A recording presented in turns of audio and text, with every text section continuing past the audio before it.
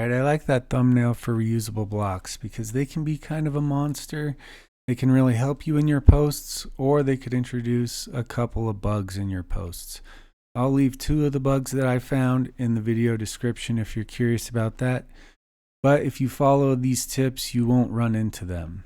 So I have my post open here, and the first tip that I have is selecting your blocks.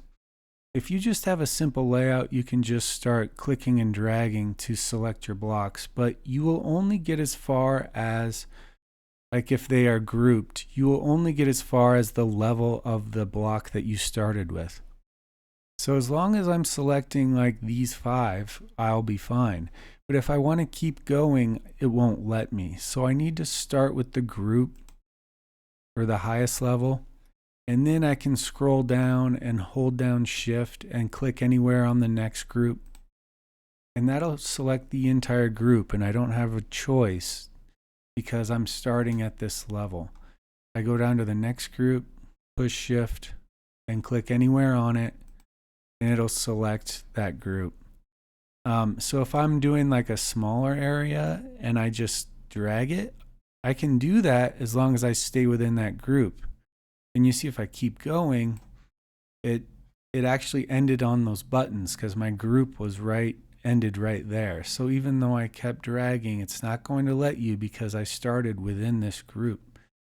So that's something to keep in mind, is when you are selecting things, you can only select them within the level that you started. I go back up to the top and I select this, this, and this. All right, now I want to make a reusable block out of these 4 blocks. Before I make the reusable block, my next tip is to group them. And to do that, we would just click the 3 dots and group. Now you've created a group so that when you ungroup them in your next page, they'll still be grouped. So you group it first, and then you say, add to reusable blocks. And I'm going to save it. All right, so now we have a reusable block of a group. So that's one of the tips you can do so that they're grouped on your next page. So once you create that, go to your new page. So let's go add a new draft. And then we're going to go to the list view. And now I'm going to add the reusable block by doing add block and just type it in. There it is.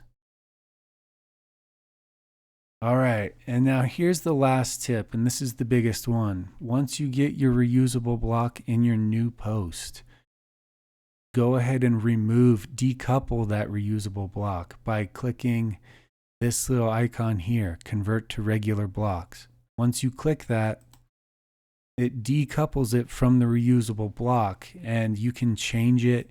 Once you change all these things and you save it, it's not going to mess up your other posts.